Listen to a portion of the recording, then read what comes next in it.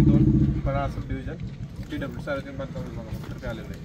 आता आपला हा रस्ता आपण करायला घेतलेला होता पूर्वी, आपण पूर्ण व्यवस्थितच केला होता। ते पाऊस पडल्यामुळे सिलकोट न करल्यामुळे आपण तो बऱ्यापैकी खराब होऊन गेला। आता आपण 2 महिन्यातच झालं नाही साहेब खराब, हो एका पावसात नाही, तेच सांगतोय।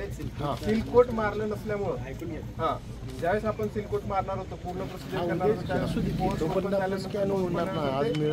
नंतर खराब झाला। आपण सिलकोट मारलं साहेब, करायची गरजच नव्हती ना। रस्ता चांगले वरचा जो रस्ता केला काही गरज नसताना काही नसताना काय गरज आहे विचारायचं नागरिकांना केला। सगळा निघाला आणि ते सगळे खड्डे पडले, खाली पण गरज नसताना सगळा केला।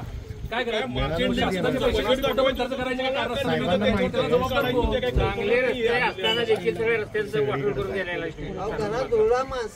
काही चांगले रस्ते होते, कारण असताना ओकरला खडी टाकून गेला। 2-3 मोटरसायकल स्लिप झाल्या।